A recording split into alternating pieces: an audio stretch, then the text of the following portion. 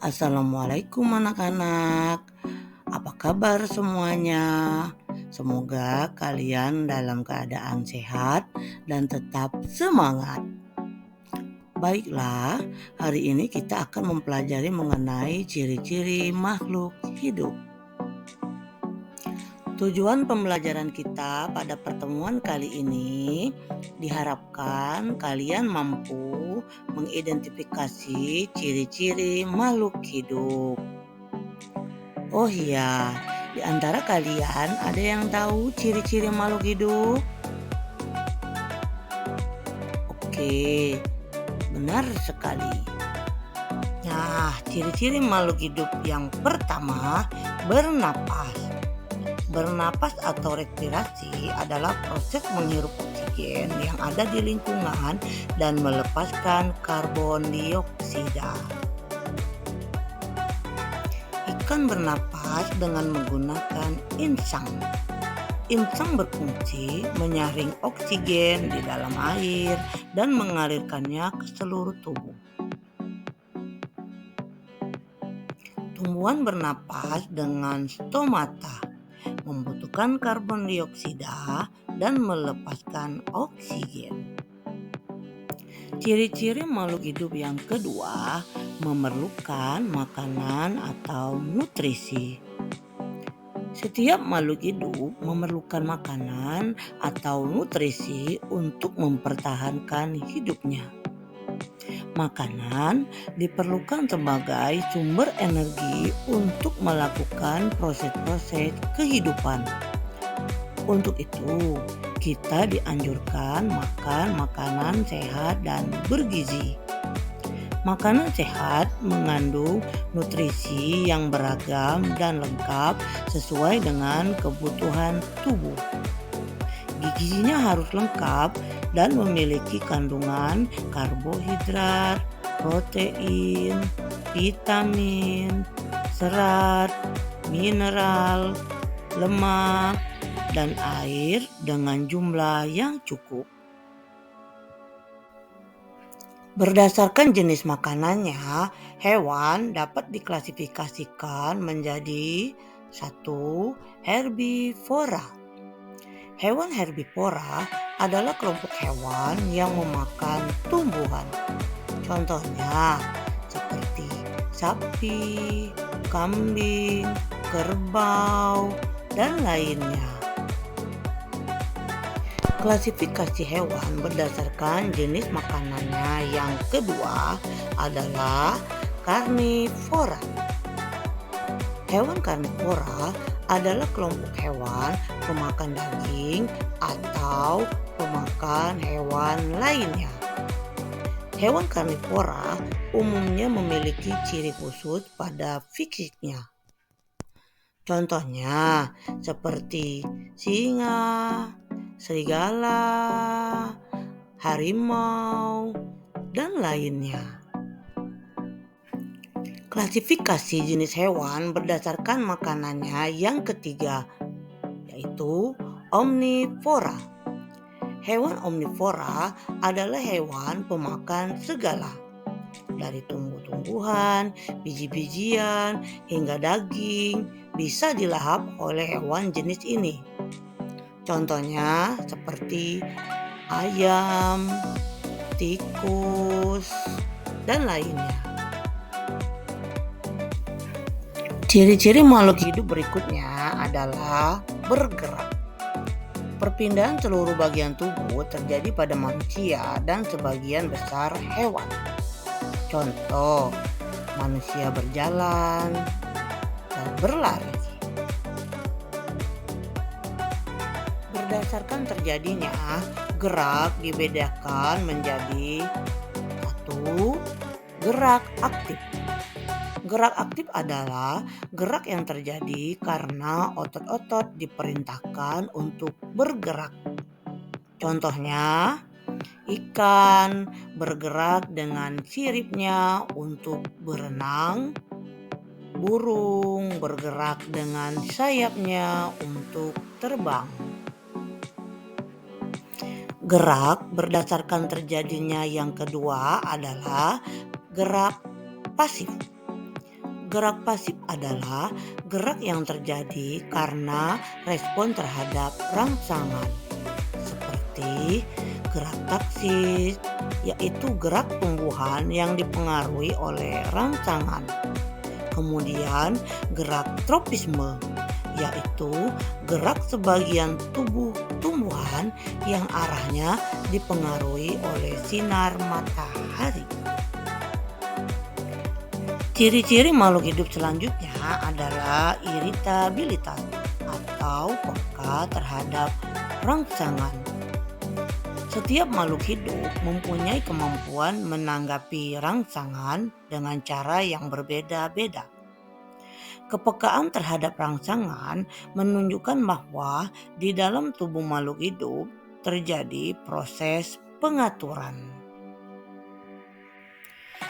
Salah satu peka terhadap rangsangan adalah karena sentuhan. Contohnya, tanaman putri malu yang akan menguncup ketika disentuh.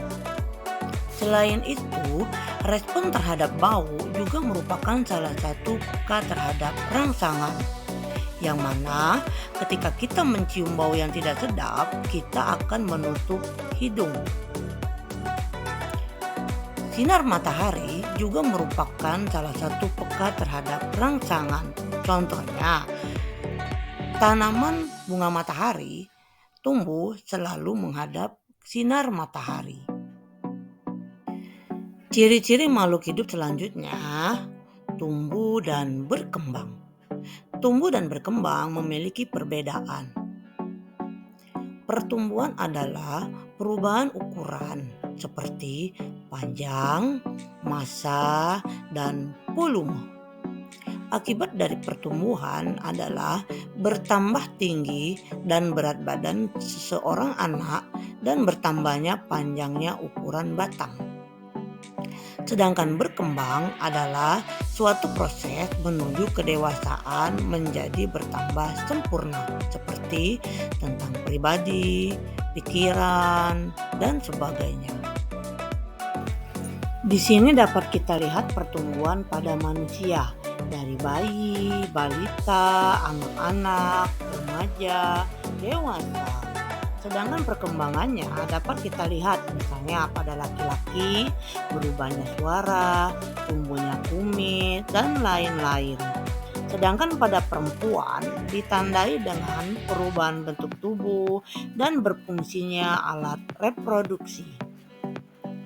Pertumbuhan pada tumbuhan dimulai dari biji, kecambah, tumbuh menjadi tumbuhan kecil, berkembang menghasilkan bunga, lalu menghasilkan buah. Ciri-ciri makhluk hidup berikutnya adalah berkembang biak. Makhluk hidup berkembang biak atau bereproduksi menghasilkan keturunan dengan tujuan menjaga kelestarian spesiesnya. Berdasarkan cara berkembang biaknya, hewan dapat diklasifikasikan menjadi 1. Ovipar, merupakan berkembang biak dengan cara bertelur. Contohnya ayam. Kemudian yang kedua, vivipar, merupakan berkembang biak dengan cara beranak. Contohnya kucing. Lalu yang ketiga, ovovivipar, merupakan berkembang biak dengan cara bertelur dan beranak. Contohnya pada buaya. Nah, selanjutnya berdasarkan cara berkembang biak, tumbuhan dapat diklasifikasikan menjadi yang pertama, generatif, merupakan perkembangbiakan melalui proses penyembukan pada serbuk sari dan putik bunga. Lalu terbentuklah buah sebagai cadangan makanan dan biji sebagai alat perkembangbiakan. Contohnya pada tanaman jagung, pepaya, dan lainnya. Kemudian yang kedua, vegetatif atau tak kawin, merupakan perkembangbiakan yang tidak melalui proses pembuahan seperti umbi lapis, contohnya pada tanaman bawang putih. Oke, ciri-ciri makhluk hidup selanjutnya adalah zat sisa atau ekskresi. Setiap makhluk hidup melakukan proses metabolisme dalam melangsungkan hidupnya. Zat sisa harus dikeluarkan melalui proses pengeluaran zat sisa atau ekskresi. Kadar zat sisa yang tinggi jika tidak dibuang akan membahayakan tubuh kita.